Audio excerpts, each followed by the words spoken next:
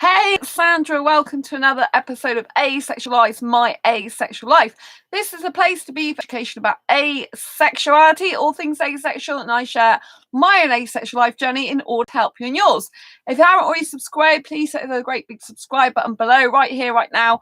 Please hit that bell icon to get notified of every time I go live like now, post a new video. Don't forget to give this video a thumbs up as we're going along if you're enjoying the content, if you find it useful, helpful, insightful in any way, shape or form, entertaining, or you just want to give this channel some love. Really appreciate it. So if you don't know who I am Sandra Bellamy, author of this beautiful book, Asexual Perspectives, 47 Asexual Stories, Love, Life and Sex, a celebration of asexual diversity. I'm also the founder of asexualise.com and the founder of Asexualise Academy, which is the world's first online training centre and school for asexuals and asexuality. And there's also an Asexuality Basics for Beginners course on that academy. If you haven't yet taken that course, you can do so with the link down below in the description. It is a free course. So tonight's episode is dating rejection. What basically when it's really not your fault, it is theirs. So if you were on yesterday's live stream, you will have known the things I spoke about yesterday was all to do with how to basically deal with dating rejection. We covered a lot of ground on that. And one of the things that particularly was prominent is the fact that usually when someone rejects you in a dating scenario, it's not about you, it's actually about them, and that you shouldn't take it personal, which I know is really hard to do, but a lot of the time it's true, especially if you've hardly had any dates and you haven't been messaging long. They don't really know you. Do you know what I mean? You don't really know them. And for them to just kind of disappear or ghost on you, or, you know, like, 1 minute they're making out they really like you, the next minute they're not putting the time, energy and effort into it. Do you see what I mean? And when they just like, oh, you know, literally cut off from you, or say they don't want to be with you, they don't give you a reason, or worse still, you know, they just ghost you completely, you know, it can really hurt. But you've got to understand that not to give up hope, that it's good that that person was crossed off your list as being the wrong person for you, because the right person can't come along while the wrong person is in their way. Do you see what I mean? Now, going back to this, it's not you, it's them scenario. It was very, very spooky when I went off yesterday's live stream, because in yesterday's live stream, I was talking about a few scenarios from my own life, as I usually do. And one of them is that I had this guy message me on ASAP, who is 21, and said I sound like his ideal lady. But I hadn't heard from him for, I think it was at least 24 hours. And obviously, if it's just someone random messaging you every now and again, that's fine. But if it's someone saying they're really keen on you, like, I think you're my ideal person, right? That person should be showing they mean that by messaging back when you've responded, you know, like within the same 12 hours, ideally. Do you know what I'm saying? They can't be that keen on you if they're not responding to your messages quickly and actually bothering to go into the app to look at them. So it was very bizarre, because I didn't think they were going to respond to me. I didn't think they were going to answer me, right? I thought that's the last I was going to hear from them. So obviously I was feeling a little bit rejected, just like I said on yesterday's live stream about rejection. But I was telling you the things you've got to realise is it's usually about them, not about you. And you shouldn't take it personal. But it's very difficult to not take it personal if you don't know what actually happened and goes on in their head. And to be quite honest, we don't know what goes on in any person's head, really. Only they know. But you know what I mean? You catch my drift. So it's very, very spooky, because on yesterday's live stream, I was talking about standards as well, that you shouldn't lower your standards, basically, for someone. So when someone comes into your life and you start dating them, you shouldn't then start changing your standards, your expectations in a relationship, just for the sake of having this person in your life. You know, I've made the mistake in the past of falling for a person, and I've tried to make myself accept the way they are, even though it's gone against what I believe in and what I stand for. So I spoke to you yesterday about the fact that my ex, particularly when I first met him, he was involved in drugs, exact opposite to who I am, because I don't agree with smoking personally. I hate smoking. I hate drugs, anything to do with smoking. I've always been anti-smoking personally. And I was saying that last year I did actually, in fact, kiss a smoker, which I didn't realise till I went on a date with him. So going back into my past, which I seem to be going back in quite a lot because I haven't really got so many newer experiences to share with you from this type of thing in to do with like long-term relationships, is the fact, my ex, when I met him as a friend, he was getting out of the drug scene. He was pretty much addicted to drugs and when I met him, he'd moved actually to get away from that life to come to my city so that he could start afresh. But he still had friends that were doing drugs and he hadn't given them all up completely. He was still doing some. So I knew this as a friend, but I knew he was trying to change his life around. So at the time, I admired that.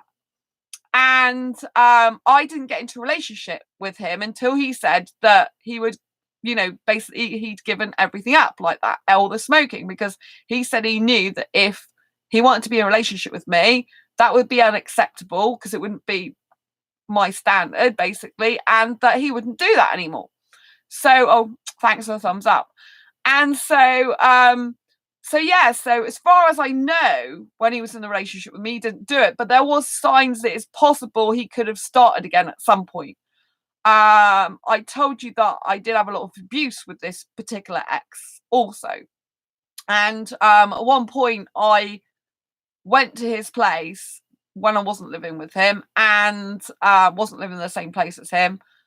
And he was very messy sometimes. Like he would neglect things, like he would leave food all over the floor and objects all over the floor. This is one of the signs of kind of an abuser, when they just don't give a shit about anything. And the only thing they do give a shit about, excuse my language, is things like looking good in clothes and keeping up appearances on the outside, but inside their place is like a tip.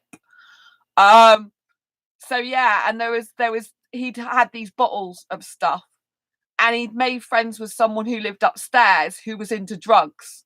And then all of a sudden they were best friends. It was really bad. Me and my ex at the time, we were in bed together or something, and the guy came from upstairs downstairs wanting to borrow something and knocking on the door, like just flinging it. I think he was nearly flinging it open. So I don't think my ex at that time fully locked it. And I was just like, what the hell is he doing? Because I knew this guy was a druggie. He's specifically gone from being a big bulky guy to being very gaunt and thin and into drugs. And I was thinking, why the hell is he hanging around with him? So I don't know if I totally trust the fact he'd given them up completely forever while I was with him. There was signs with bottles and spoons, because I hate drugs, right? I'm not into it. But obviously when I was friends with him before I got into a relationship with him, I did learn some stuff to do with drugs that goes on. And weed can make you hallucinate. Despite people saying weed's not a problem, it blimmin' well is. People can hallucinate with it. They can get into dark places with it. I've known not just him, but I've known another ex who had a friend that got high off weed. I've known someone in college. It can make people hallucinate. So I don't blimmin' care what people say about, oh, there's no problem with weed. I know people who've taken it and have hallucinated.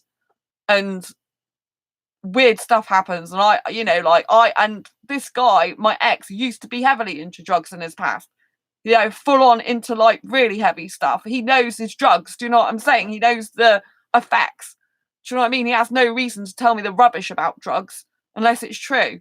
But I've seen people high on weed, so I don't, this weed's nothing is a load of crap, excuse my language, but it is. So, and if you do want a partner, you shouldn't be taking drugs. There's a person in one of my dating groups that I know, and basically, he takes drugs, and then he wonders why no woman wants to be with him in a long-term relationship. One is because he keeps getting involved with his ex again, and two is because he does drugs. If you want a decent quality woman, stop doing drugs. Don't care how much you like it, stop it. Knock it on the head. Forget about it. Get rid of it out of your life. How's a woman supposed to feel safe when she's got a druggy partner? She can't. I used to feel unsafe sometimes because he has, at the beginning, he still used to have people from his past come near him, especially when he hadn't been on the drug scene, and then all of a sudden he made friends with this guy who was doing drugs, and there was evidence, like I said, there was spoons and bottles and stuff on the floor, so there's evidence he had been doing stuff with this guy, possibly. High evidence, But of course he denied it, but I don't trust that. I mean, there was too much evidence, he said he was doing tricks or something, and I just, do you know what I mean? Why all of a sudden be friends with a druggie unless you want to take drugs? It doesn't make any sense. It really doesn't. Do you know what I mean? It doesn't. So the only thing it makes sense is if he started taking drugs again. Otherwise, why would he need to be friends with him? Really? And I later found out in the relationship that I think he used to be deal them as well, I think. But he got into some crime stuff. He was on the wanted list for shoplifters. I found that I think it was like within the 6 or 8 weeks before we split up. He was known as a prolific shoplifter before he met me. And I'm like, oh my God, so people who are abusers and liars and things, they don't always reveal everything about themselves. I was with him for 8.5 years, as you know, and I didn't even find out he'd been on the wanted list for shoplifters in his past till I think it was I said 6 or 8 weeks. Within that time, might have just been within the month, but it was very soon before we parted ways, and that was, I didn't think there was anything more I could be shocked about, really. But I'm like, okay, his past was really bad, and that's not the type of guy I want in my life, right? I do not want to be with that type of guy ever again, but I all the time was trying to, compromise and change my mind about things to suit the situation because of the strong feelings I had for this guy. And that's what I'm saying. In a relationship, you literally can change your mind, change your feelings, change what you're doing just to suit the relationship for fear of not being with the person anymore, And I don't want that to happen to you. I don't want in the dating scene, if you get rejected, for you to change yourself so you don't recognize who you are anymore. That Sandra Bellamy is she's one that completely bent all the rules, her own rules, just for the sake of being in a relationship. I don't even know myself at the end of the day. Now I was having to defend myself against someone who was aggressive and violent towards me as well. It's not the type of person I want to be. But obviously, when you're in that type of situation, you have to sometimes do what you have to do, right? So I'm telling you all this because I don't want you to take dating rejection the wrong way and think I can't get anyone, so I'll accept someone who's rubbish for me and, who's bad for me or doing bad things in their life. Because, it can make you scared. I mean, he used to get people who used to want to, who used to look at him in the streets and you want to thump him and stuff like this. Do you know what I mean? And I was near that. And, sometimes you bump into people that didn't like him and stuff. And I don't, you know what I mean? You don't want to live on a knife edge like that. So I don't want to be in that situation ever again. And I was saying this on my stream last night, but not all this detail. I didn't give all this background information. I just said, basically you don't want to change yourself for the sake of a relationship just because you're getting rejected and think you have to change your whole personality and stuff, right? Not every guy's going to like my personality. I'm too energetic for some guys. They've kindly told me that's fine. I'm too extrovert for some people. That's fine. I'm too loud, bubbly girl for some people. That's fine, because I want someone who loves me for my loud and bubbly personality, not someone who wants to shush and hush me up and want me to be quiet. That's not the type of guy I want in my life, So I want to repel the guys that aren't interested in a relationship with me. I want to repel the guys who don't like that type of personality, right? And why I say this is a very spooky thing, what I was talking about, and saying, I never ever want to get into the situation again where I accept anyone, who's doing drugs or anything like that and change my standards and values, is because the person who hadn't messaged me on ASAP, right? This is so spooky, right? He happened to be a drug addict, which I found out today when he did message me back, and he happened to message me back while I was talking to you on the show yesterday. And he's part Indian. Do you see how I'm saying life is sometimes? Life is full of non-coincidences. These things don't happen for no reason. But do you see what I'm saying? I happen to be talking about my ex and saying this guy on ASAP hadn't contacted me. I didn't know. I said he does look foreign. He looked like Orlando Bloom, actually. I'm not sure if he's a bit Italian or even maybe a bit Indian. And, and I said about the drug. I had no idea this guy took drugs or was a drug addict, but still smoking stuff. But this was how the conversation went. Obviously, I'm not going to reveal his identity because that's not fair. I don't do that. But, this is what he put. And I was shocked. So you have to understand that it's not you, it's them, and this is a perfect example of it not being you, in this case, me. It was them, because obviously I hadn't heard from them.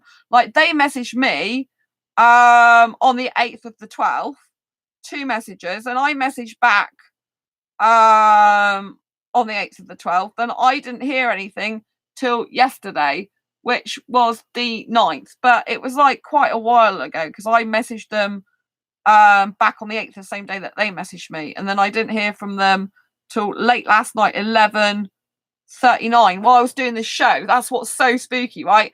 And then he said, because I invited this guy to meet up, I didn't know he was into that. And then he's going, I'm afraid I'm working the whole weekend, but thanks for the invite. As for my smoking, because I told him I couldn't be with a smoker. I didn't know he smoked drugs. As for my smoking, I respect your decision. I do smoke occasionally, often socially, not because I particularly like smoking, red flag, but rather because I used to be a drug addict. I mean, I was shocked. He's only 21, this guy, but then my ex, I think, started young, you know? And so being around my friends using drugs, so he still has friends that use drugs, is a cue for my addiction. So why the hell are you hanging around those friends? They're not really your friends, are they? And so the occasional cigarette stops me smoking cannabis / taking pills while allowing me to have a good time with my mates. Get rid of the mates. I know cigarettes are still bad, but it's nothing compared to the psychoactive drugs. I'm in the NA program right now and have been clean and sober for 14 days straight. Ever since our first meeting. Do you see what I mean? This guy has literally only been off drugs like 14 days. By the look of it. Because it's Narcotics Anonymous, is it NA? So it's basically he's only been off it 14 days. So it's not like it's a long time ago. Do you know what I mean? The last thing you want is to get into a relationship with this type of guy who's going to have mates like that sort of doing it. And he's like, I don't mean to brag. It's just I'm kind of proud of myself for quitting. Ha, ha, ha. I mean, what's funny about that? He's only quitted for 14 days and it's not, do you know what I mean? It's like, and how's it funny? It's not really a funny thing, is it? And yes, I was born in Britain, although one side of my family is Indian. By the way, of East Africa. The other half is English. I have a kind of complex family history. See? And I'm looking for an Indian guy, but I'm not looking for an Indian guy who smokes and takes drugs. So this is my reply to him. Bear in mind what I said about me not wanting to go back into that type of life ever again. So I put, thanks for your honesty. It's a shame you smoke at all and are still having friends who take drugs. I could definitely not be in a relationship with you.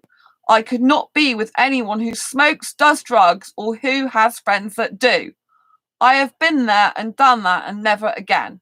I know about both the hard drugs he took and the weed. I know the effects of weed are bad too, even though people make out they are not. You can hallucinate with weed. I've known a number of people who have done this, including my ex when he was a drug addict. The effects tend to stay in the body for up to 5 years too. Fortunately, my ex did realise those mates were holding him back and that if he wanted a new life, he would need to get new mates and not spend any time with his old friends and cut off from them completely. You haven't realised this yet. Your loyalty to them and your ties to them being there for you when you needed them and the bonding you share is not something you have logically considered. It's a thing you need to let go of. If you want a better life, you need to detach from your current one to make way for your new one. If you want a serious and committed relationship with a woman in the future and live a good life, you have to let go of your current one. A woman wants to feel safe and protected by her guy and that she is his top priority. She needs a lot of constant communication and attention and a guy who is open, honest, and her bestest friend. She needs to know she can trust him and his friends. There is another asexual guy I know of who does drugs sometimes. And then he wonders why no woman wants to be in a relationship and stay in a relationship with him. A quality woman wants a quality guy. One who lives consciously and is not easily swayed by others and knows his own mind. One who has good and trustworthy friends and lives a good and healthy life. Indian guys happen to be my top aesthetic attraction too. And I did wonder if you were part Indian. I did like your look. You remind me of Orlando Bloom, and I could see you being an actor. But like I said, I could never be with a smoker or someone who does drugs at all. And I couldn't be with someone who says I'm his ideal lady, then takes ages to respond to my messages.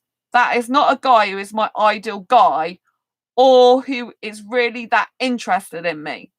Now I know it's because you have to sort yourself out first and your life, and you are not really ready for a proper and serious committed relationship.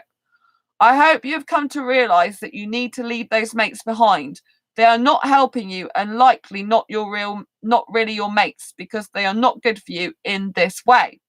You can get better ones and become a better guy for yourself.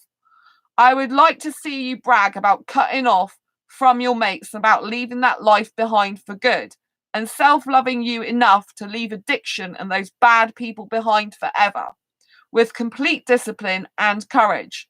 My ex moved. Everyone is responsible for their own actions.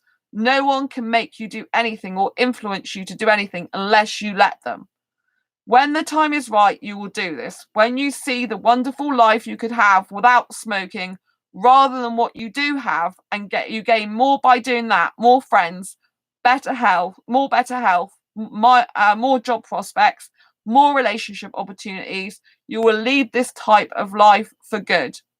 But the gain has to outweigh the pain of changing life, otherwise the change won't stick. Make the gain more and it will work. That means leaving your current mates and getting a new life. You are not suitable for me, and you are at this point in your life, and for this, you are not suitable for me as you are at this point in your life and for the foreseeable future. I wish you a lot of love and happiness, and that you leave those who are not serving you in your life anymore and get new and better friends. I will continue my search for my Indian asexual soulmate as it happens, and move on to finding the right guy for me. No point in hankering after the wrong guy or spending precious energy on the wrong person, as the right person will never come along. Hug and take care of you. Kiss, kiss. And he saw that quite quickly. So do you see what I mean? I've made it clear that he cannot have a relationship with me. And so, that's the end of that, and it's a shame because he is part Indian, and that's my top attraction, but he's obviously not the right Indian guy for me. I don't want anything to do with a guy like that who's still in the drug scene and got druggy friends.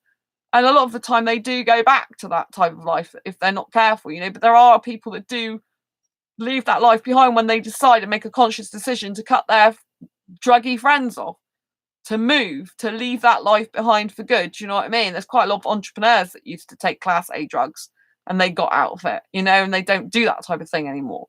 So, people can change, but he's 21. He's obviously still very impressionable, and that's not the type of guy I want for a relationship. And that's how it's not you, it's them. So when you don't hear from them, so I didn't hear from him. Like, he said I was his ideal lady. Like, I didn't think I was ever going to hear from him again, because it was only just like yesterday had nearly ended. Right, it was like 11:39 when he messaged me back, right? And I was doing this show. So I thought I wasn't going to, as I hadn't heard from him all day yesterday, I thought that was it. I wasn't going to hear from him again, but I did, And so that was quite surprising for me. But, like when I say it's not you, it's them, that is a prime example of why it's them, because there's no way that guy can have a serious, committed, long-lasting, loving relationship with a woman and look after her when he's doing drugs. And when he's having to smoke cigarettes so as not to take drugs around his druggy mates. Do you know what I mean? That means they're influencing him, and he's easily led, and he can't say no, and he's still an addict. You know what I mean? And the fact he's saying, I don't really like smoking, is like, well, clearly you have got an addiction and you need to just cut the mates out. They're not really your mates, get rid of drugs, get rid of druggy mates. It's ridiculous.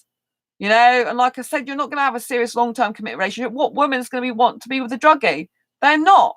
Hi, Ray. Hi, Heather. Nice to see you. So the fact he didn't respond is, of course, he's not going to. He's busy with work, and then he's busy with his druggy mates, So you're not going to be his priority, are you? So when it's not you, it's them, you have to look at things from that point of view.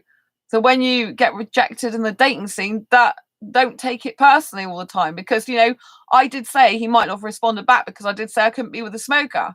I'm glad he was honest about what he's doing. That was good, but he's not like that on his profile, so obviously no one would know that apart from me. and you now, but you don't know who that is because obviously I don't reveal his identity because that's not fair. But it's just, you know what I mean? You don't get involved with people like that. So everything happens for a reason and we must move on. And yes, a little part of me thinks, oh man, he's part Indian. I really liked his look. He liked me. He was 21, you know, and I just think it's a sign that I'm getting closer to the right Indian guy for me, you know, because every time I come across someone that's part Indian, because now I've switched my mind to, instead of wanting a guy abroad who's Indian, I've switched my mind to wanting a guy in the UK who's British born, but ideally of Indian ethnic origin as well. So, or someone who's Indian but born in the UK. Do you know what I mean? Sorry I was not around last night. I was very depressed. I know, Ray. I did the video to help you as well, all about dating rejection and how to help you in that. Hi, Sam. Nice to see you. Thanks for your text, by the way, Sam. I haven't replied yet. I had trouble starting my stream because I was on iMovie and it wouldn't let me do the stuff on iMovie and have it open and be on here as well. So I had to close iMovie because it can't. My Mac's very old, so it wouldn't let me do both. So oh, you saw it this morning, Ray. I'm glad you did. I'm glad you did. It's really good. Thank you for watching the replay. Yeah, so it's so important to understand that, you know, people have got their own problems in life, you know, and sometimes they're just too busy for relationships. Sometimes you're just not the right person for each other. You know, there can be a number of reasons, you know, why people are the way they are. But there are a lot of people, I would say, on the asexual dating scene that literally say they want a serious committed relationship, but really a lot of them don't when it comes down to it, because they don't realize the amount of time, energy and effort it's going to take to actually put in there. They're like, oh, if it happens, it happens. It's kind of like you've got to be proactive about these things, not, you know, just sitting there reactive all the time. And, you know, if there's too many reactive people and not enough proactive people, it makes it very difficult. It makes a pool of people that's actually suitable for a committed long-term relationship less, because unless they're going to put the amount of time, energy and effort into the relationship that you are, then it's going to be no go, isn't it? Do you know what I'm saying? So I think as well, it's important not to change yourself. There might be certain things that you have to compromise, but to be honest, I don't like the word compromise. Like I said, I compromised myself so much with my ex that I just didn't even recognize myself anymore. And a lot of the time, compromise kind of can mean that someone loses out, you know? The only time you might want to do compromising is someone wants to go one place, someone wants to go the other. And so, for example, you go to one place one day together and then you go to the other place the other day together. Or, for example, like if you've got Christmas meal, right? You've got Christmas Day and you've got a partner, you might want to spend part of the day at their parents and family and part of the day at your parents and family. That type of thing you might need to compromise on. She spent the whole night on her phone and wanted to watch TV. Then next day she sent that text. She spent the whole night on her phone and wanted to watch TV. The next day she sent that text. Did she want to spend the whole night on the... So I presume you meant she spent the whole night on the phone with you. Is that what you're saying, Ray? That she wanted to spend a whole night on the phone with you? And wanted to watch TV. Then next day she sent that text. Do you think she was just responding to you for the sake of responding to you? Or is she like responding to you like because she really wanted to talk to you back again? Because sometimes people respond because on her phone while she was with me. Oh, she spent the whole night on her phone and wanted to watch TV while she was with you. Well, then that's no good, is it? She wasn't really into you. I didn't know that. So that's the reality. You've done nothing wrong then, have you? If she's going to be on her phone all the time when you're with her, that's not the type of person you want for a relationship. She's no good for you. Don't be depressed over her. You didn't tell me that. That's the truth. You told me something that was more geared towards negativity towards you, when the real truth is she wasn't being very attentive to you and not really caring.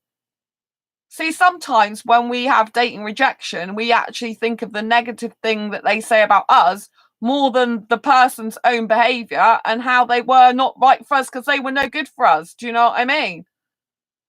So she was no good for you. She's, if she's come over for a meal with you and she's on her phone all night and just wanted to watch TV, I mean, how's that getting to know you and caring about you or paying attention to you or what's happening? Do you know what I mean?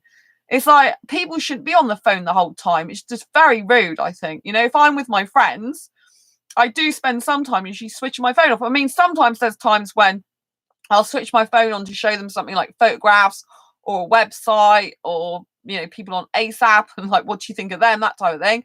And obviously, when I first meet them, my phone's on to meet them. And if I'm doing an asexual meetup, then I have to keep it on for a little bit if I'm expecting people. But I like to spend a significant proportion of the day with them with my phone switched off because, you know what I mean? I want to give my time and attention and care to them because they're damn well worth it. And you're worth more than that.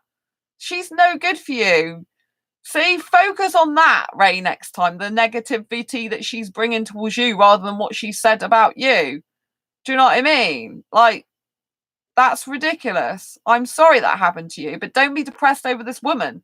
This woman is ridiculous for you. She's not caring about you. She's not giving us stuff nor monkeys about you. Do you know what I mean? So, yeah, you're better off out of it than being with a person like that. Do you know what I mean? That is so rude, But it's good that you learn these things, Sometimes you have to go on a date to find out what these people are really like. I always say video chat with the person first, never just meet them in person and watch their behavior on a video chat.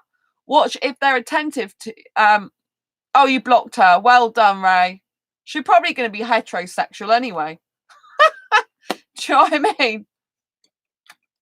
And that's exactly what you have to do. You have to block people out of your life. Do you know what I mean?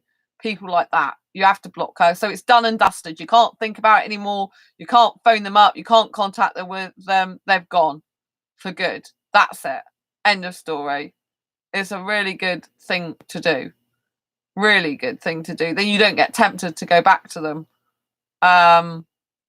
It's really good. So yeah, very, very important. Very important. Yeah, very, very important. And so I'm proud of you for doing that. It's really, don't be depressed over a woman like that. Jeez. That's why I went to the archery club today. Good. Yeah, it's good that you're doing stuff for you. I said go and do stuff for you to make you happy, because when you have experienced dating rejection, what you want to do is go and do stuff that makes you happy, that makes you feel good. I know I need to self-date soon. I need a self-date. I'm like, Sandra, you need to go on a self-date because, you know what I mean? You just need to get out and have some you with you time soon, because I am going to be going out dancing next Tuesday anyway, as far as I know. I got to put it on my planner. I'll put it on my planner to do dancing next, because I want to go dancing before Christmas, and Tuesday the 17th is the last time I can go dancing before Christmas. Otherwise, Christmas Eve, my parents will pick me up Christmas Eve. So I have to put it on my calendar as next Tuesday you're off dancing. That's it. End of story, Sandra. So just telling myself what to do there. But yeah, that's a whole week away.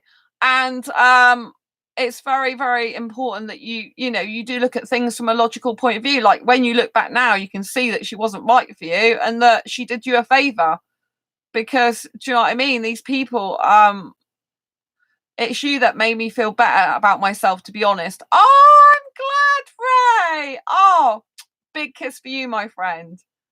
I'm really glad I made you feel better about yourself. I'm really glad about that. I'm really, really, really happy to hear that. Really, really, really happy. It's good. It's good. I like doing that for my friends. I'm really happy about that. That's made me smile now, because that's why I'm here in life, to make other people happy. I think it's very, very important. Very, very important, And, people will, like I've got a loud and bubbly personality. A guy's going to have to love that about me. He's going to have to love my quirky, loud, bubbly personality. Do you know what I mean? There's plenty of guys that's not going to like that type of girl, but that's the way I am, and I'm not going to change. I'm not going to change for no one. Why should I? Do you know what I mean? I don't want to live a life of misery being someone I'm not. I've done that in the past. As I told you before, and that's evidence when I spoke to you earlier out the what I actually used to get up to. You can tell that I lived a life of what I wasn't meant to lead. Do you know what I mean? And that's a danger you can get into when you really want a relationship or someone to love you, or, you know, some companionship, that you can fall into the wrong hands of someone who's not good for you. And it's like when that guy, you know, was on the asexuality dating site, which I mentioned him yesterday, and then all of a sudden he just deleted his profile. You know, 1 minute talking to me, the next minute not, you know. But he was like really easily offended by the fact I said, well, were you born in the UK? When he says Asian on his profile. And then, you know what I mean? Like, he's like, oh, you can see that I'm born in Britain. It's like, well, actually you say Asian on your profile. How am I supposed to know that? Do you know what I mean? How am I supposed to know that? His loss. Thank you, Ray. Yeah, thank you. And I think a person who really cares about you is going to take the time to get to know you properly. Do you know what I mean? And they're not just going to see a snippet of something that they want to see. But if they want to see things about me that, you know, that aren't true, or that are just the reflection of their truth, if that's their truth about me, then let them get on with it. It's not my truth. Do you know what I mean? I was talking to Heather today on here, actually, in a comment, and it was all about people being not true to, you know, not being true and lying, you know. Like, there's two scenarios that I was mentioning to Heather, you know, because Heather was on about fake people as well, you know, and that goes for a lot of people on the internet. Sadly, there are a lot of fake profiles. I mean, on ASAP, I'll divulge what I was talking to Heather about earlier, but on ASAP, there's still people like messaging. There's like someone who's like still looking for a sugar baby, another one. They keep hounding me on there, so I blocked him. So what was that? I think that was yesterday. There was they give the game away, right? This guy, right, I blocked him. Right, this guy on ASAP is male, 50 years old, andro-romantic, right? Into masculinity, yet he's messaging me saying hello, dear, because clearly he's interested in me. I blocked him because he is a liar. He's interested in masculinity on his profile, yet messaging me, and he's putting things like "In God We Trust." It's just like dodgy rubbish, right? And then there was this other guy. Oh yeah, good day, baby. My name is Clinton, and I would like you to be my sugar baby, and that comes along with an allowance of $400 weekly. I will be waiting for your text on Hangout. Bang, blocked him. These people want your bank account details so they can scam you out of money. So if you're an asexual that's very, very desperate for money and you're on this asexual dating app, don't give your bank account details out, right? It's a scam. They don't really want to give you all this money. It's a scam. And why would you want to be someone's sugar daddy anyway? It's sugar baby. I mean, this guy literally has put nil. Look, I mean, you can't even see his profile because he's taken his picture off, but I've still got his profile. Look, I mean, it's just ridiculous. Look, like, looking for nil. Do you see what I mean? It's just absolute codswallop. And, you know, and these people are just going on there to be scammy. And then there's what's really annoying, right? Is there's this one guy who I found on there because I put my settings on global again, right? And he has stolen one of my t-shirt designs and put it on his profile. And I know it's my design because I create them all from scratch. It takes me 1 to 3 hours to create every t-shirt design. And it's a very, very unique design with the color scheme, the way that stripes go, the font I've used. So he is literally must have downloaded the picture of one of my t-shirts somewhere, the front of it. And I know how they can do it, but I'm not going to say how to do it on here because everyone will be going around doing it, even though it's not nice, you know. But basically, it's like, you know, it's interesting you are using my own unique asexualized asexual merchandise that is created from scratch and copyrighted to me for your profile pic. I am curious to know why you are doing that. And it happens to be a pan-romantic asexual design. Yeah, this guy reckons he's probably demisexual, but confused, you know? And so I just think it's absolutely disgusting when people go around nicking other people's artwork designs, especially, you know, like just nicks it straight off the bat. I think it's disgusting. This is why I haven't created any new t-shirt designs for a long time. I'll create one if someone wants one, but the majority of the time I'm not going to spend 1 to 3 hours creating t-shirt designs when someone just goes and copies my work and then puts the same design up. It's not worth my time, you know? And if people are stealing my work just to put on their profile, not paying for it, what's the point in doing it? I've got 60 designs out, you know, that's quite enough. I still sell some designs, but obviously if you're creating new designs all the time, you tend to sell more because you've got new stuff to show people. But I'm done with doing that, you know. I'd rather spend my time writing asexual books because I tend to sell far more books than I do t-shirts. And, you know, once the book's out, it's kind of out there, you know. You know, there's no point in me spending 1 to 3 hours doing designs when this is what people do. They just literally nick the design exactly and put it on their profile or whatever they do with it. I would never ever steal someone else's artwork. I mean, to me, that's just disgusting. You know, a lot of pictures on Google are actually copyrighted. Do you know what I mean? So you should be like respecting artists' work, you know? And then there's this other guy who's again being fake, right? This guy, I mean, a lot of them are just rubbish. I knew it was a fake profile, right? Excuse me, I've blocked him now. But it goes, I work for the US Army. I mean, these people are always going on Facebook and Twitter going, I work for the army. You know, usually it's, I'm a widow and I've got one son and I'm a God-fearing man. That's what they usually put on there on Twitter profile. And you know it's a guy that's just con artist trying to get women on the internet. It'll be, I'm a God-fearing man, I'm a widow, and I've got one kid, because they try and make you feel emotionally sorry for them. Do you know what I mean? This is on Twitter, but on here, he's put, I work for US Army, and as soon as I saw that, I thought, you are just, like, not a good guy. He's put, I'm 52, male, single, confused. I told you when they put confused, unless they put a description of what type of asexual they are or anything relating to asexuality, usually it means they're not asexual. And then he's put where he lives in the United States. But I you know what I mean? I've seen, because I know the fake profiles so well now, the way they do them in here, the things they use, the things they say, like the professions and that, like construction engineer is what's used a lot in fake profiles on here, right?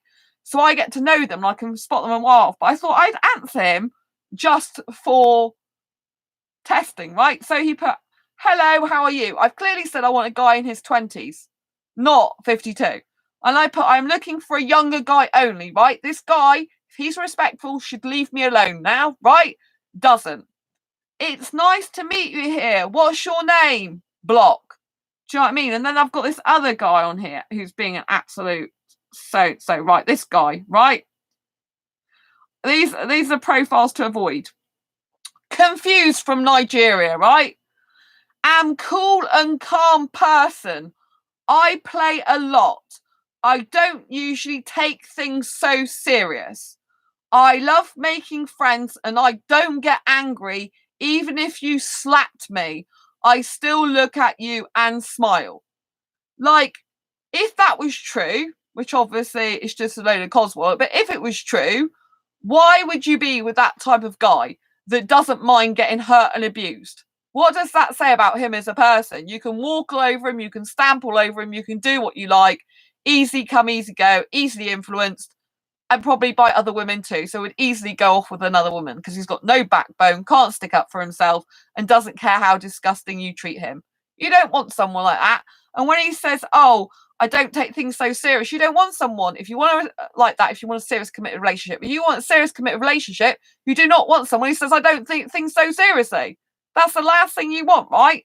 So I thought I would play along with this, seeing as he's messaged me. Hi, I put, I am looking for a serious guy in the UK only, right? He should leave me alone now, but do you think he's going to? No. I knew he'd try to. This is how a guy like this tries to twist it on you by making you feel bad about yourself and what you're saying. Do you think it's only UK you can see serious guy? You have to try other country too. So he's now telling me what to do, right? So this type of guy is a triple no guy, right? Because he is then telling you what to do. And of course he is, because he wants a visa, as we all know. So I put, you don't take things seriously. So he's basically saying you can see serious, you know, not only UK, but he's put in his profile he's not being serious, right? So he's not even paying attention to what he's saying in his own profile. So I put, you don't take things seriously. This is not the type of guy I want. And I don't do LDR, long distance relationship. So basically he's messaging me back again, right? While I've been on this show. How did you know I don't take things so serious? You have to laugh at someone like this. How did you know I don't take things so serious? Have you dated me before? I mean, duh. You've put in your profile, mate, that you don't take things seriously. Oh man. Ray, one woman be careful, be very careful. One woman gave me a story like that. I am single and I have no food. What can I do? My answer was get a job. You say ta-ta, goodbye. Quite true, Heather. Yes. Yes, I know. I'm gonna like it's just like these people are so ridiculous. How do you know I don't take things so serious? Have you dated me before? It's like it says in your profile. Let me write this back. I'll block him soon. It says in your profile. So you probably didn't even write the profile. You don't take things seriously. I'm gonna block him after a while because it's a waste of my energy, really. But as we're on a live show, no doubt he's one of the type of guys that'll be on the end of the phone waiting for a woman to message him back because obviously he wants a woman for a visa. So he's just waiting around to speak to all these women on the internet. So I expect he'll be one of the quick messengers. It's a shame that guys like this are the ones that are quick messengers because there's guys like this you don't want. But it says in your profile you don't take things seriously. That do you see what I mean? That's such a joke. And what I was saying to Heather was there is a lot of people who are fake, right? And I was saying that, you know, there's someone, right, who does it's usually like people who are fake, the actual fakers. So some people could say, oh, you're so fake. And it's not usually you. It's them that's actually the fake one. The people who are saying this to you are the actual fakers themselves, right? And there are people that are really dishonest. Like there's this guy who's meant to be writing a screenplay and includes asexual characters. And he approached me on Facebook some time ago asking for my help, right? I said I wasn't prepared to give him help for free. Right, he wanted me to help him write this screenplay. I said, no, if you want that, you pay me a consultation fee, right? I write my own books. I don't do other people's work for them, right? You know, but if you wanted to, but you know, and then he's like, oh, I've got this actress to help me. I've got this person to help me now. I'm like, great, wonderful, right? And so then I don't know, can't remember what channel I was on, but it was something to do with asexuality, right? Well, there was some comment made about asexuality, right? And he was in the comments writing something horrible about asexuality that meant he's not actually asexual himself. He's just writing screenplay with asexual characters in the hope that obviously he can sell the screenplay because it's got asexuals in it and asexuals love it. And secondly, you know, he wrote this comment back, which was really nasty towards asexuals and asexuality. It was basically something I can't remember. I kind of like blocked it out. It was a very long, very, very, very long time ago that I looked at it and I just thought, Sandra, people think he's a nice guy. They trust him. They think he's great. And you know the truth. And so just forget about it. Because I don't, you know, like I don't blow the whistle on people like that because, you know, I just know who they are myself. Do you know what I mean? Like, but it's interesting because I was in conversation with another asexual and they said that someone else approached them with the same description. They were doing a screenplay. They wanted their help and they said something that wasn't good about asexuality. So it does sound like the same guy. This guy's on Facebook. He's got over 200 likes and he keeps saying to them, oh, if you want the page alive, you know, help me. And he's posting asexual stuff. And it's an absolute joke because I know it's a lie. I know I don't like his page. I never will. I won't do that. Even though I know some friends who have liked the page because I know what he's really like. I've seen him in comments. He was writing something nasty about asexuality, about the fact that asexuals don't like sex or something. Do you know what I mean? It was some comment about that that was really bad that meant he didn't understand asexuals. And worst of all, you know, he was horrible about asexuals. Like he really didn't agree with asexuality. So that was disgusting. And there's another person on Facebook. Again, they've got an asexuality actual page, and one of their admins once gave me a bad review on my page, absolutely on purpose, so people would like her page more. And people like this girl. They think she's wonderful, and they love the page. She's got so many likes, but I will never like a page like that. And luckily, one of the other admins saw what she'd done and messaged me so I can only apologise for her behaviour. And I've spoke to her, and she's going to message you, apologise, and take the bad review off. And she did, and she said she was sorry. But people think this girl's a nice girl. She's got loads of page likes on her page, and it links to a website, and people think she's wonderful. But I know the truth. I know, that type of person is not nice. They're just fake.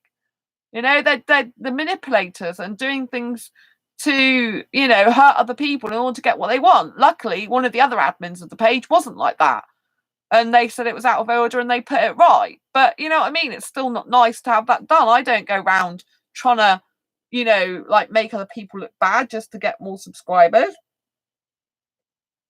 If people want to subscribe to me, they're welcome to subscribe to me. If they don't, they don't. If I have more subscribers or less subscribers than someone else, that's it. I know other channels have loads more than me, but it's just the way it is. I won't copy other people for the sake of it and stuff like that, just to get viewing figures up or just to get subs. Do you know what I mean? I won't do that. So, you know what I mean? And I won't do stuff like that to make out that I'm better than someone else, because I'm really not better than anyone. I'm good at what I do and other people are good at what they do. Do you know what I mean? And I'm still improving. I still got lots to learn. Do you know what I mean? Like, I'm not perfect. I've still got to get good at more and more stuff.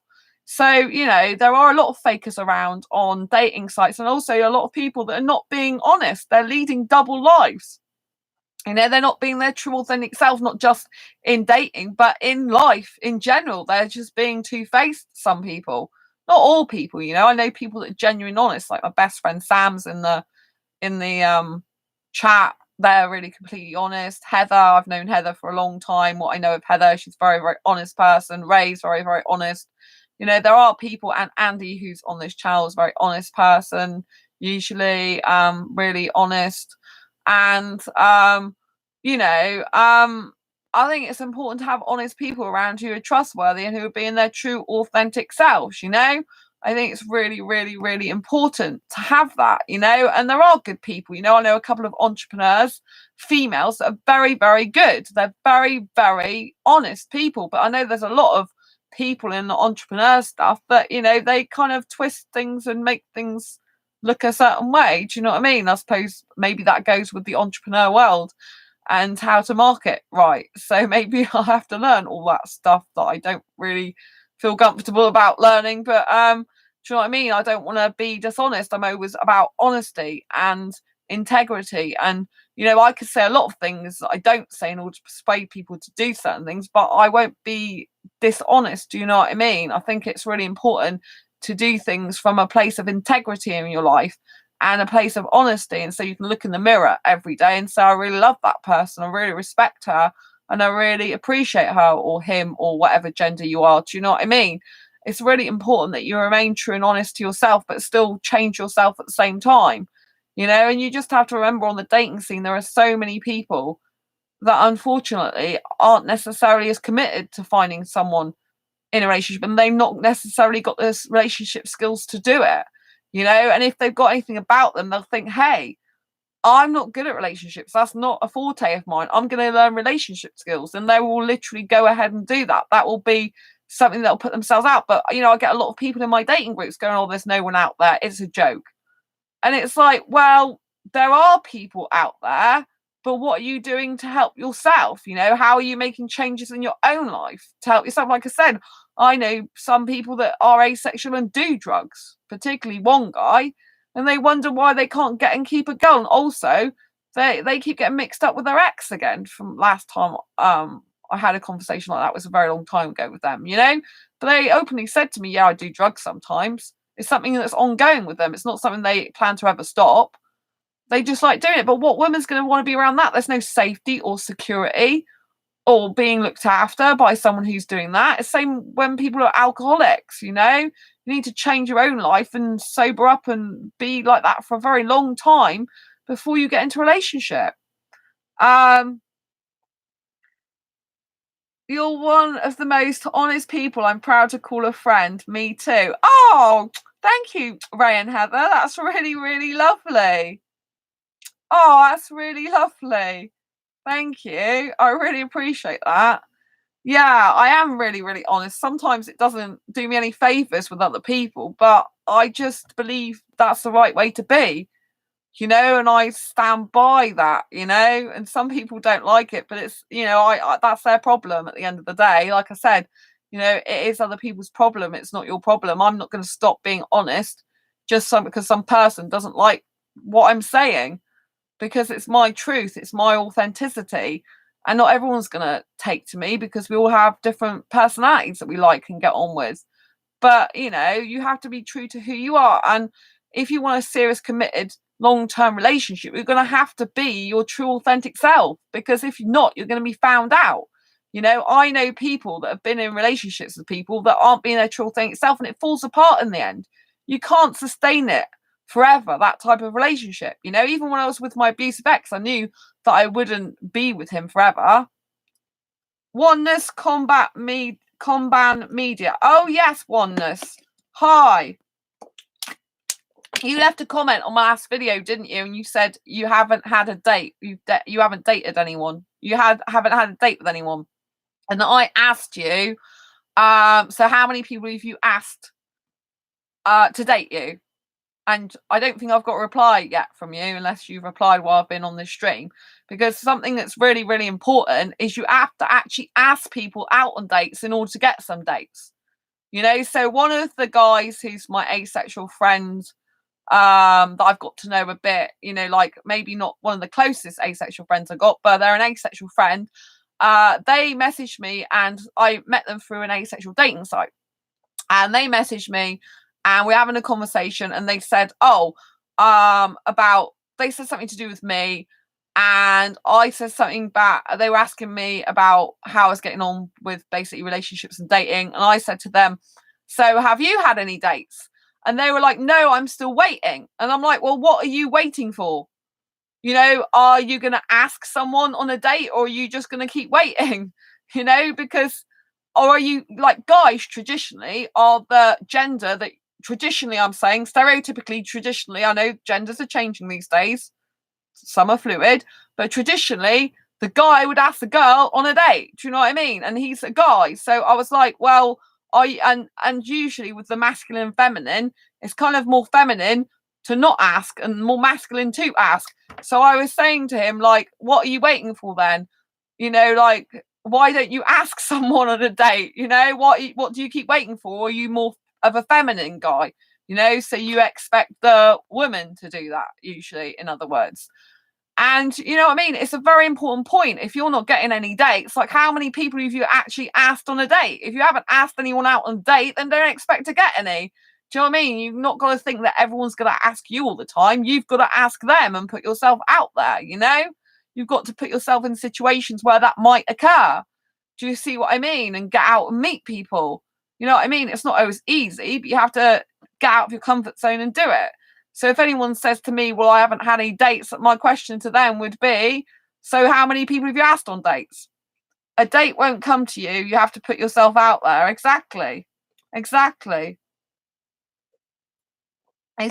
that's what a lot of people don't realise. Do you know what I mean? They're sat there being passive. You need to be active, proactive, and put yourself out there and ask, how like, I mean, that guy on ASAP, the one that I said, it's not suitable for a relationship, we've only just met, and he said, you're my ideal lady. The guy who I said's not suitable, who's part Indian, does drugs, who I talked about at the beginning of this video, but I've made it clear I couldn't be in a relationship with him as he is, like he is now, and for the foreseeable future, probably never. Do you know what I mean? Because, I don't want to get mixed up with someone like that ever again. So, I've made it clear. He didn't say to me at that point, you're my ideal lady, I want a relationship with you now, but that's where it was going to go, wasn't it? So I made it clear from the beginning that's not going to happen. Do you know what I mean? I wonder if that other guy has messaged back on ASAP, the one that was from Nigeria. No. I expect him to message me back. I'll have to block him eventually anyway. But you know what I'm saying? You've got to put yourself out there and go and get dates and get to know people. But you have to understand that along with dating comes rejection. You are going to get people who are not suitable for you, because you've got to cross loads of people off your list. Like, this person isn't suitable, that person isn't suitable. So in dating, a lot of the time in the past, when we talk about dating, we're always talking about, like, oh, we must be liked by the other person, we must try and find someone who likes us, blah blah blah. It's all very much geared towards them deciding where we're right for them or not, whereas we have to decide if they're right for us or not. It's not just them deciding whether we're right for them, but we're deciding if they're right for us or not. Does that make sense? So you've got to go through a lot of, as one woman said in my old job, you've got to go through a lot of frogs in order to get your prince. In other words, you've got to go through a lot of people, crossing them off your list who aren't right for you before you get the person who is right to be in a relationship with. Do you see what I mean? And I'm still in the process of crossing people off my list. Do you know what I mean? It's just the way it is. There's when I watch a lot of dating coach videos, I reply to a lot in their comments as well, so they end up interacting with me back, some of them as well. There's a particular couple of good guys, that I particularly watch. They're always talking about like dating relationships, that you need to cross people off your list. That it's good if another person isn't right for you, because it means it's one less. And also they say that it's about 5% of the population's going to be in with a chance of being right for you. So 95% people is going to be the wrong person for you, which is quite surprising sometimes, that 95% is going to be wrong. And obviously we are 1% of those 5% because we're asexual, which does make life even more complicated. Do you know what I mean? But it's not impossible to get a good person relationship, because there's still billions of people out there. There's still thousands of people that might be suitable for a relationship with us. We just have to keep hoping and keep praying and keep wanting what's best for us in our life. Do you know what I mean?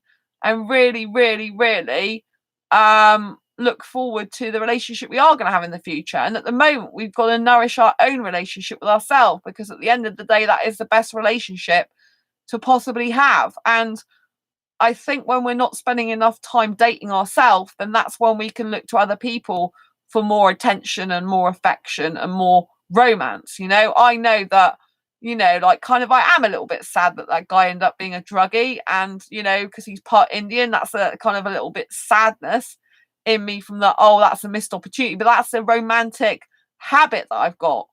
Instead, I should be thinking, I'm glad this guy's gone from my life. I don't want to be with like a guy like that. He's not good for me, And I've had a lucky escape there, because it didn't say that on his profile. I could have been talking to him for months on end. I'm really glad it's all sorted out, like within like 2 days or something. It's really, really important that. So it's really good to keep a positive mindset and to understand there's going to be a lot of people that come in your life that are not right for you.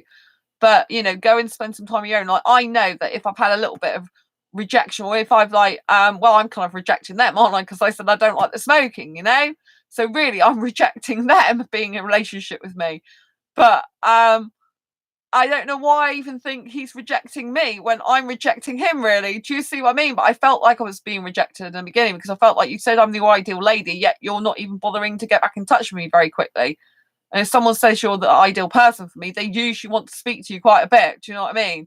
It's a very big difference between someone who's just like being a browser, browsing profiles, just saying hey there, to someone who's saying, oh, you sound like my ideal lady. Just see what I'm saying? Big difference. So I personally felt a bit rejected by the fact he didn't get back to me quickly, because I'm not worth his time, you see. And that's a wrong thinking. Because I did say yesterday, often them, not you. There's a problem. And now I know there's no way he's got time really for a woman with the job he does and all the drugs. And his problem is trying to stay off drugs. He's only been off them 14 days. So of course he's not got time for a woman and that type of, true, deep romantic love and commitment. He's got druggy mates. He has to smoke cigarettes around just to stop taking drugs around them, but he's still taking cigarettes. He's only been off drugs for 14 days. Do you know what I'm saying? His life's a bit of a mess in that way. He needs to sort himself out. And so that is the actual reality of the situation. It's got nothing to do with me. He didn't respond back to me quickly because he's got all this stuff going on in his life. Do you know what I mean? That has nothing to do with me. And in fact, has saved me from having a lot of problems with him in the future by him being honest. I was glad he was honest with me. I do respect that, even though I don't think his life is in a good place at the moment. I hope he does change his life around. It's possible, but not if he stays with those druggy friends. He needs to get rid of them. Seriously, because I was being nice when I had my date on Saturday, she said I was being desperate. I treat everyone the same. Oh, yeah. You're just nice to everyone, Ray. I know you're nice to everyone. I don't see what you're desperate about anyway, because it's not like you're desperate for sex because you don't have it. So what are you meant to be desperate about? Do you know what I mean? What are you meant to be desperate about? That's what I'd like to know. Do you know what I mean? What does she mean getting into a relationship? Or what? She was the one who asked you for a date anyway. Let's be right about this. You were just doing your archery thing and she asked you out a date. Which is what's annoying. I know there are some people, like guys I've come across, and they approach you first, like this guy did. You know, the druggy person. He approached me first. Oh, you're like my ideal lady, right? I'm thinking, great. He's going to want to converse with me, thinking, more about me and asking me questions. But no, don't hear from him for like nearly like 24 hours or more. Do you know what I mean?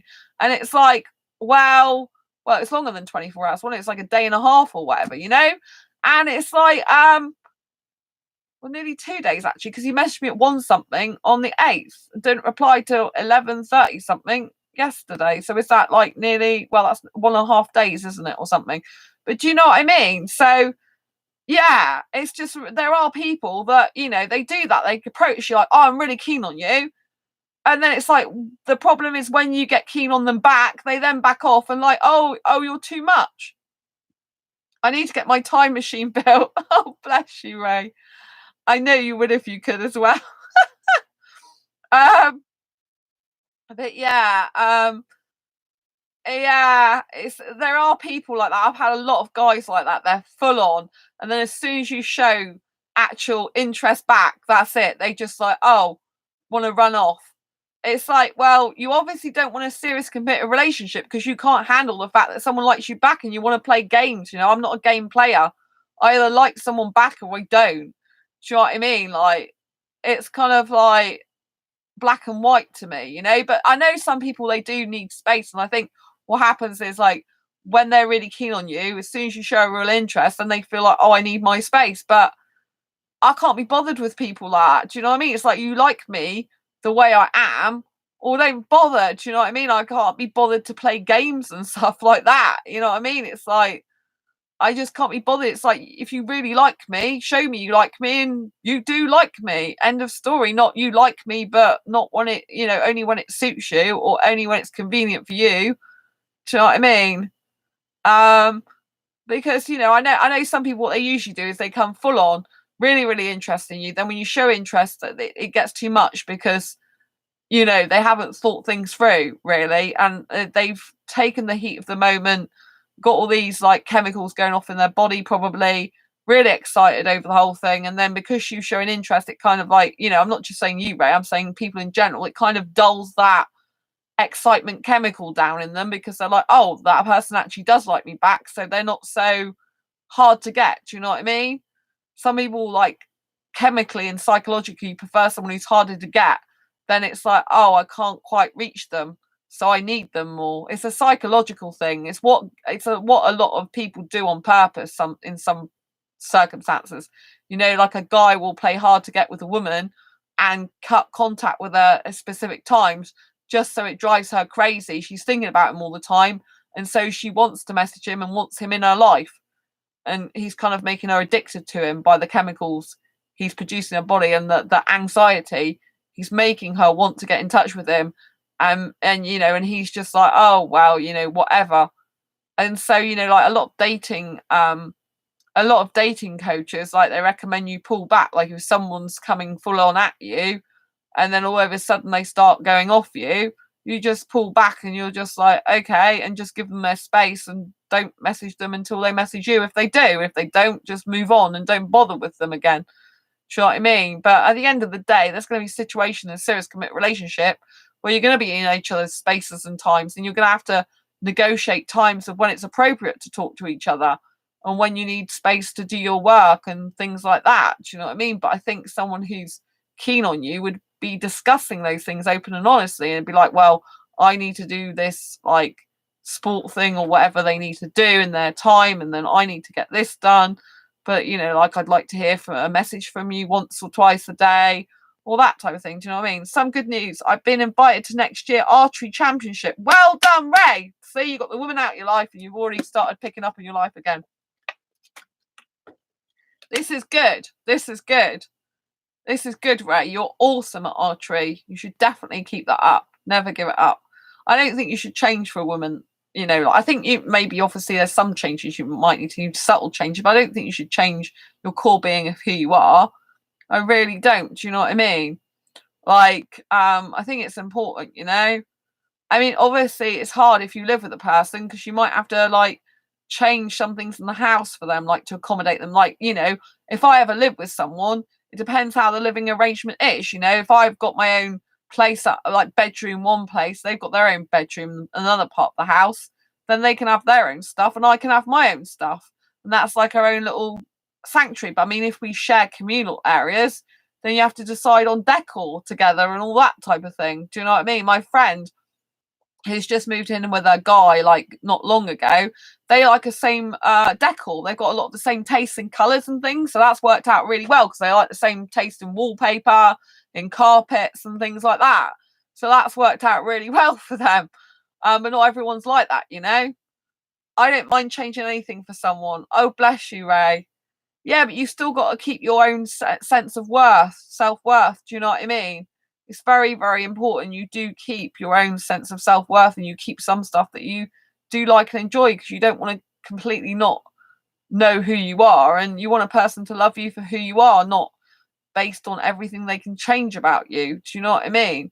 It's really important that you get someone to love you for who you are. Like in any relationship, anyone's going to have to change somewhat to a certain extent. It's pretty much inevitable. You know what I mean? But it depends on what arrangement you have. Like I prefer living on my own. But having said that, you know, I live on my own in the middle of a house with people and I feel safer in that environment. I live in a self-contained flat in the middle of a house. And I actually do like that arrangement. The people in the house are lovely. They're all working people. They're really good people. You know, they're not like, you know, like shouting or taking drugs or doing bad stuff. They're really, really good, kind, you know, like people.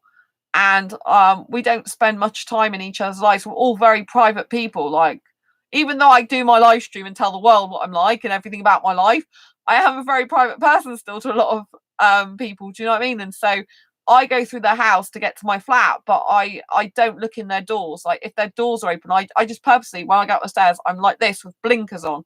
Like I mean, I'm good. I'm a good housemate for them because a lot of people can't do that. A lot of people like have to look through doors. They have to look through like, you know, opening doors, doorways. They have to stare into someone's kitchen. I'm not like that. I can completely block things out like that. And so I'm the perfect person for them to have in their house because literally I have to go through the front door and go up the stairs and it's through their hallway where their lounge is there, one person's bedroom's there, and then the kitchen. And if I was peeking through the door, I could see what they were doing, but I don't, you know. I try not to look at them at all, and they like that because they don't want to be intruded. They want their whole space that I have to walk through to be theirs. Excuse me, and for me to just pretty much ignore them. That's what they want, you know, because it's their life. They've got to have a separate life to me, even though I walk through their hallway. They don't want me encroaching on their life every 5 minutes because I'm a house, you know, like I'm a person who rents a flat in the house. I'm not their best friend. You know what I'm saying? They have their own life. You know, even though we live in the same house, we don't speak that much, but there's certain times we will spend some time speaking, but the majority of the time we don't. We keep ourselves to ourselves, and it works out really well because we've each got our own lives, but yet we get on well at the same time in a house share type thing. But I've got my own self-contained flat, and I wouldn't want to share my stuff with everyone. Like really, I always like my own bathroom, my own shower, my own kitchen. You know what I mean? So if I did live with someone again, I'd really like to section a house off so we both had like 2 of our own flats in there or something. Because I do find it difficult sharing with someone. I'd at least want an ensuite bathroom, you know, on my bedroom because I like my own privacy like that, you know. And so, but you know, I have to think about my future sometimes. I do think, you know, like if I lived in a house completely on my own, I'm not sure I would like that if it was you know, like I love the flat where I live here. I absolutely adore it. You know, I don't really like being on the ground floor and I'm not. So I really love my flat here. It's lovely. And like I said, there's a great degree of safety as well. So, you know, like when you're on the dating scene, you've got to be thinking about all these things, like what you want to do long term, like what type of relationship you want, what type of person you want. And you've got to understand that every time someone says you're not right for them, it's a blessing, really, because you can move forward to a person that is right for you. I mean, in a few years' time, I'll probably be laughing about all this. I'll be probably thinking, God, the amount of people that I spoke to, and here's the guy of my dreams who's the right guy for me. And I'm just like, I'm so glad I wasn't with any of those other guys. And looking back, it's a bit like a joke to me now, because they were rubbish guys for me that weren't suitable for me, you know? And I found a really good guy for me now who's pretty much everything I want him to be and more besides, you know?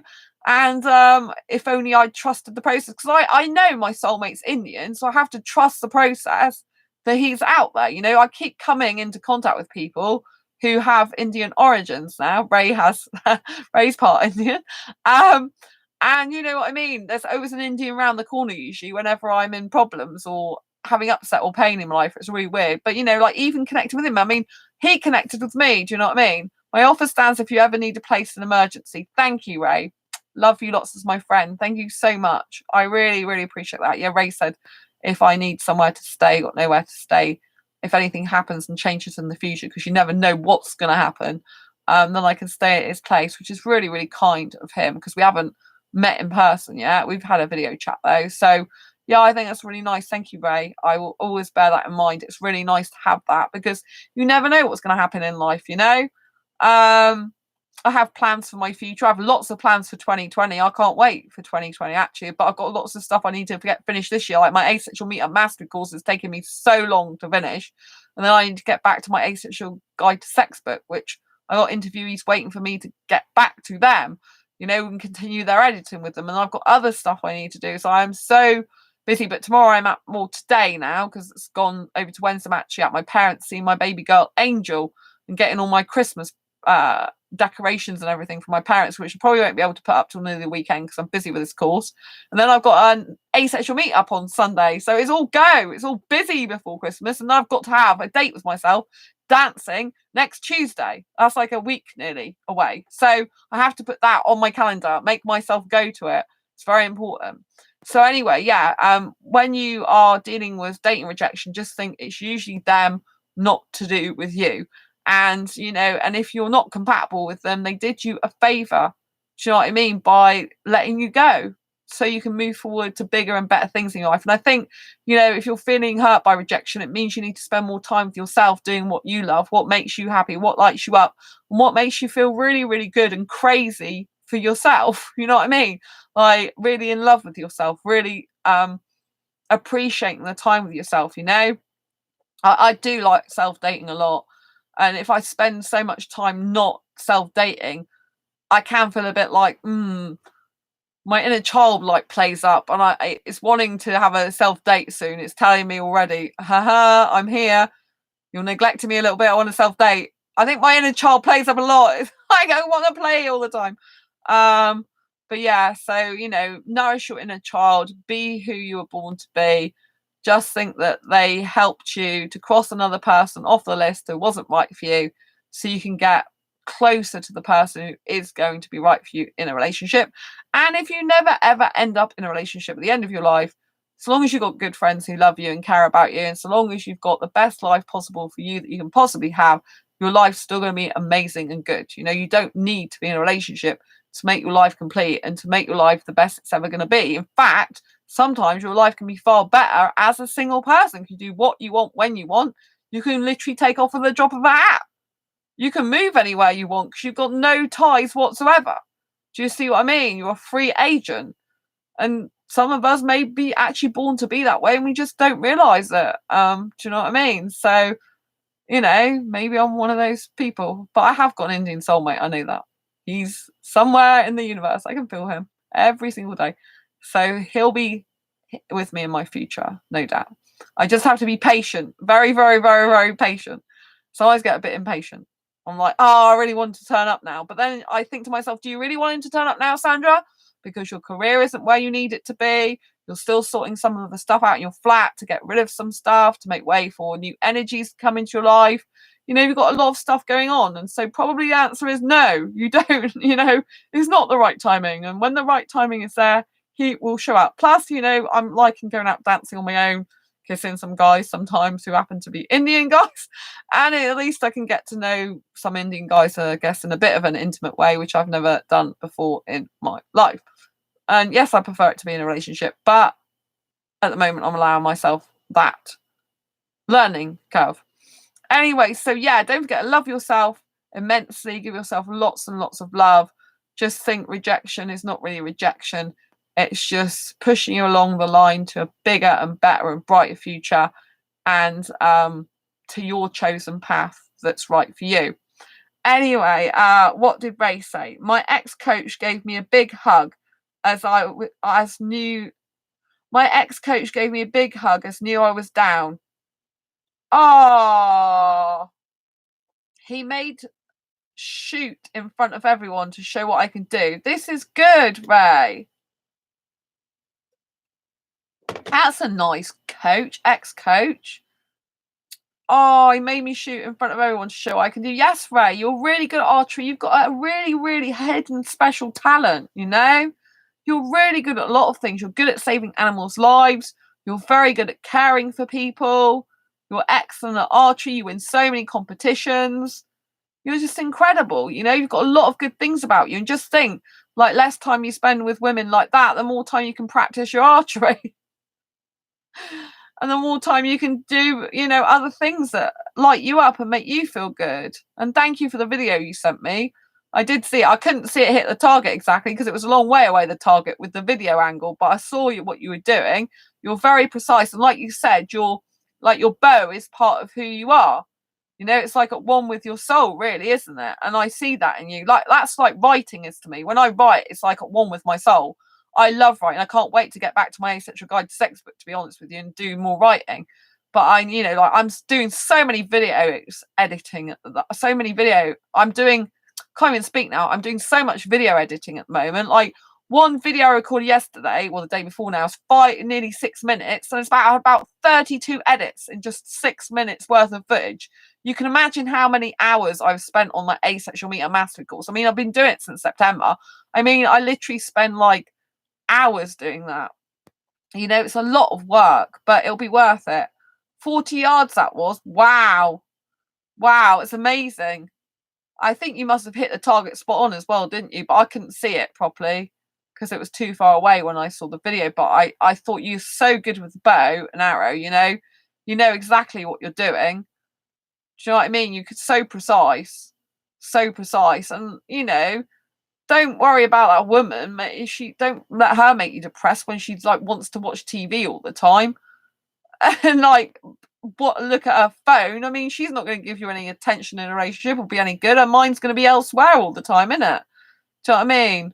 You're probably a bit like me. You can't live, you don't want to lead a normal life like that. Like, that's what some people do. But it's better to have someone who's conscious, someone who says, like, right now, me and you time, I'm on a date with you. Let's put the phone away, I want to spend some time with you and really concentrate on you, because that's what life's all about. Online life's good. If I didn't have an online life, I wouldn't be here every night in your living room or bedroom or wherever you're seeing me now.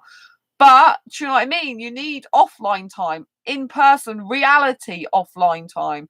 Otherwise, you just become like an online train, like chugging everywhere all over the place and going in every single direction possible. There's so many distractions online. It's hard for the brain now, to the human brain. It's hard for us to actually concentrate and focus on one particular thing at one time because our brains got so used to being distracted that our brain craves distraction.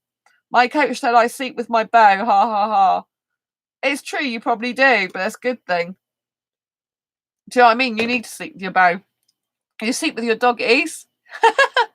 But probably not a good combination, dogs and bows at the same time. But yeah, it's good. You're right. Your bow is part of you, and someone who's really good at their craft, their art, or whatever, will be at one with their work. Like I am at one with writing. When I write from my soul. I don't churn stuff out of a mill. There's so many people that just get people to write their books for them. I've never ever, to this date, actually gotten anyone else to write any of my books. They're all from my heart and from my experience. I've got a story to go with each one usually, and I don't copy other people's work, sometimes I purposely don't read other people's books because I just don't want to be a copycat. I don't want to know what they've written because I purposely want to write uniquely from my own perspective. And if there ends up being any similarities, well, that's just what happened because I've written from my heart. You know, I have to do a certain amount of research, but I'm not like other people reading tons and tons of books of all my competitors or anything, because I don't think there is any competitors, because my story is my own unique perspective, no one else's. And so there's nothing to compete over. Do you know what I mean? It's what it is. And I think that's what you have to think of in life. You know, you have to think about coming from your own perspective and your own story in life, and don't worry about external influences on other people. You know, Ray has a great big gift. You know, you've got a really good gift with what you do, and that's to be cherished. Not everyone can do what you do. You know, it's very, very skilled thing you do. You know, very skilled thing. You know, and I hope you're getting plenty of rest at the moment, because you're meant to be resting up till before Christmas, aren't you? Because you're meant to be having time off work. So I hope you're getting plenty of rest. It's good. But, you know, it's not good that she was, this woman wasn't good for you. But, you know, at least you had an experience of dating.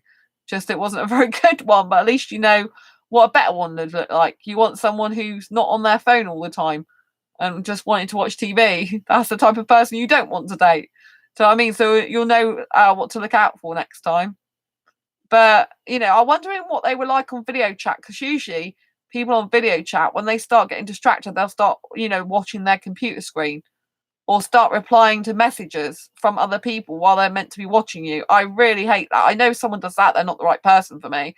If I'm videoing, having a video date or video chatting, and they're there, like, I mean, there might be the odd occasion where it's emergency or something crops up and they've got to answer it, but the majority of time they shouldn't be doing that. They should be like, you know, they should be focused on you, not like looking down and messaging other people. You know, I had a person I was on a video chat with, and it was like a video date, I think, and they were messaging other people.